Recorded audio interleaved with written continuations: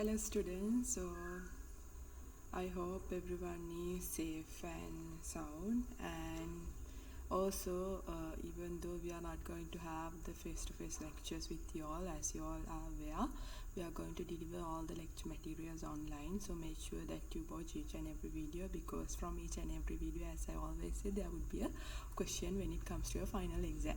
Okay, and also regarding the homework that I have given you, so in the course web, so if you all can remember, last week I gave you all a homework to do a presentation on a lean manufacturing tool. Some of you have got Fiverr, some of you have got Kanban. Likewise, I have given all the groups I have assigned all the groups with a particular lean manufacturing tool.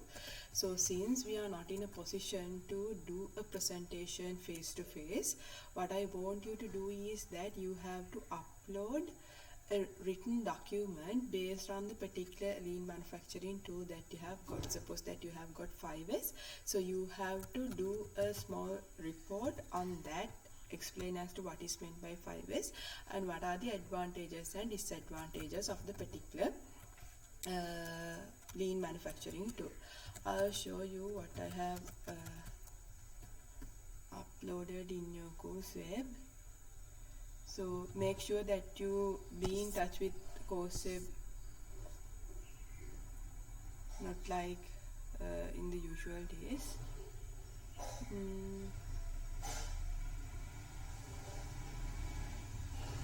Sorry about the sounds that you are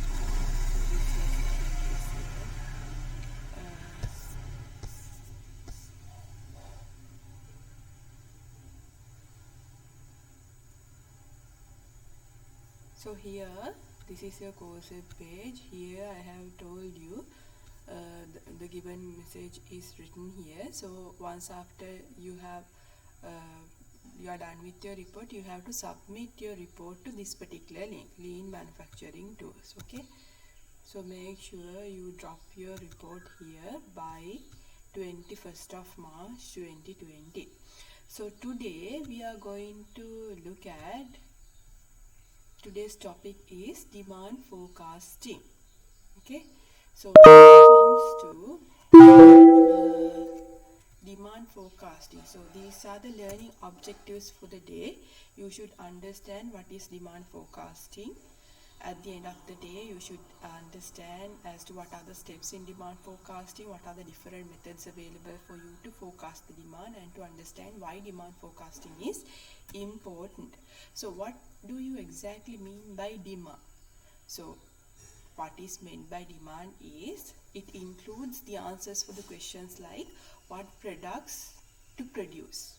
So in a particular company like Nestle, they would be producing many products. They have a vast range of products.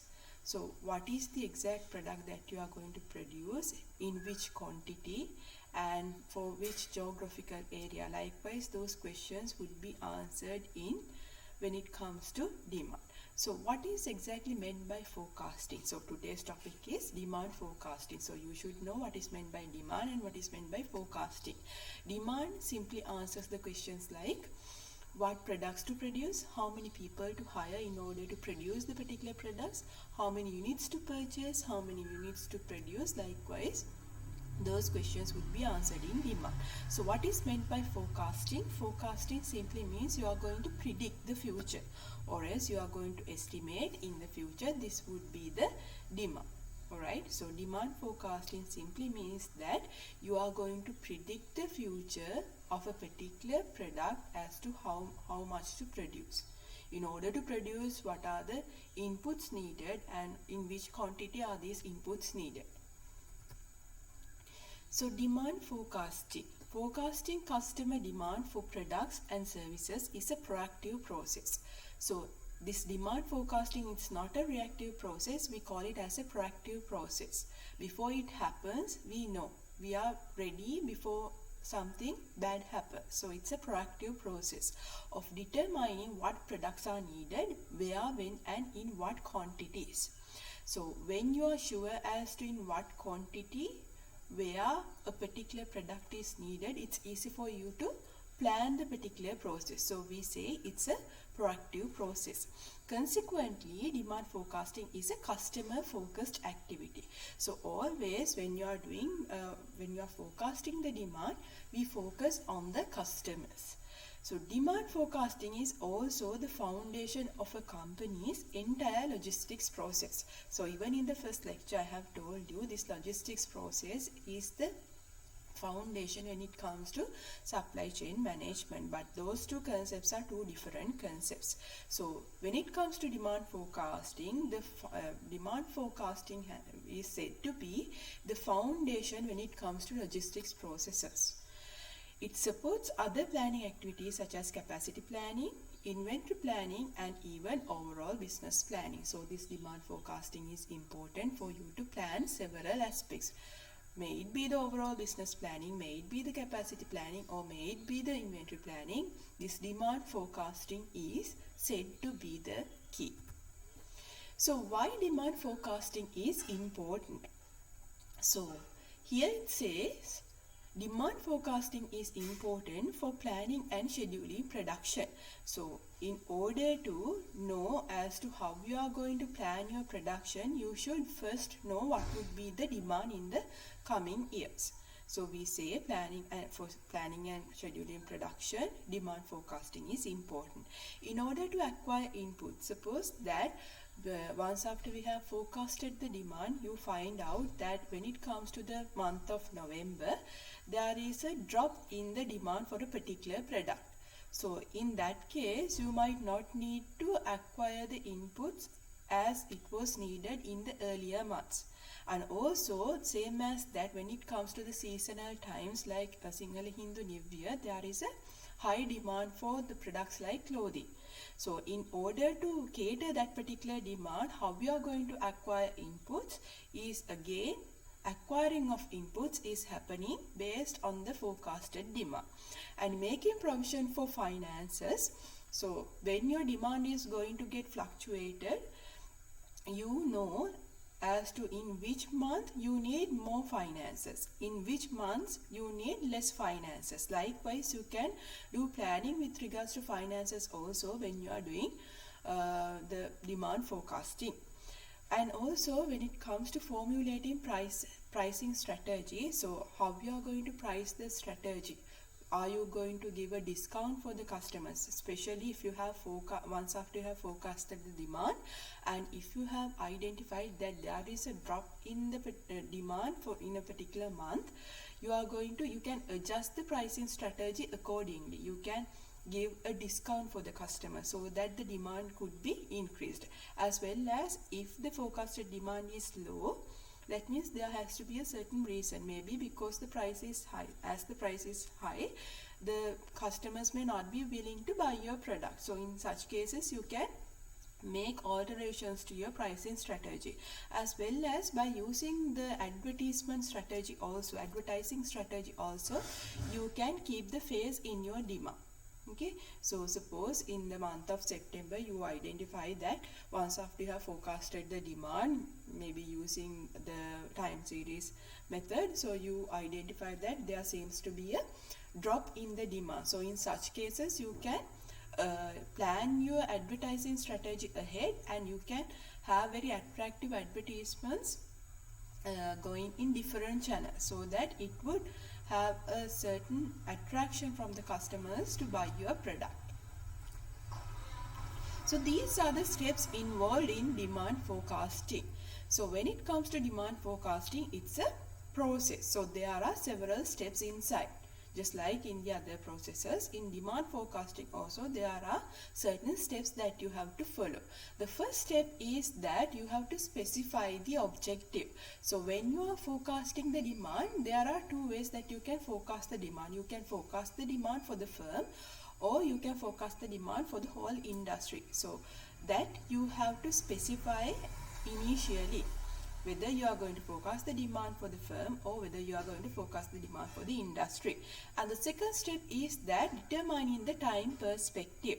So when you are forecasting the demand, you can forecast the demand for a limited time period, or else you can forecast the demand for a relatively lengthier time period, like 4-5 years. If it is short run, if you are going to plan, if you are going to forecast the demand for the short run, it could be most probably 2 to 3 years.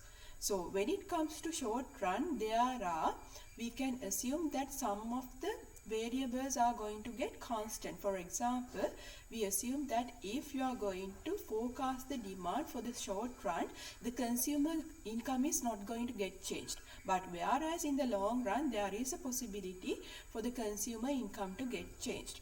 As well as the consumer taste, we assume that it remains constant if you are going to forecast the demand for the short run. Why? Because it's very unlikely that the consumer's taste might differ from in a period in between 2 to 3 years. So but when suppose that it's me, so what I want today may not be what I am very fond of, may not be changing within 2 to 3 years, but after 5 or 6 years I become older, my taste becomes different. So in that case, the consumer taste is becoming a changing variable, whereas in the short run, when it comes to forecasting demand, consumer taste and consumer income, we say it's constant. And making choice of method of demand forecasting, so that we are going to discuss in detail in the latter part of today's lecture. So there are several methods available for you to forecast the demand. There are both quantitative methods as well as qualitative methods. And the fourth step is that collection of data and data adjustments. So once after you have determined a particular method to forecast the demand, for example, we'll assume that you have determined that method you are going to forecast the demand. So what is the type of the data that you have to get collected and how you are going to get them collected, that is happening in the fourth step in the demand forecasting whole process. And at the end, the final step is estimation and interpretation of results. So if you all can remember, when it comes to business statistics, we have discussed correlation and regression. So regression is one particular way that is available for you to forecast the demand. So once after you have run the regression by using all the data that you have collected, you are going to get a particular equation. So that equation may only the statisticians may be aware about what is exactly meant through the equation. So you have to put it into the words as understood by the other practitioners in the business organization. So after that, you would be interpreting the results accordingly. And when it comes to demand, there are 5 main components that you have to be familiar with. So demand is there would be a graph coming, especially if it is time series data, there would be a graph coming. So this I'm going to discuss in the next video in part 2.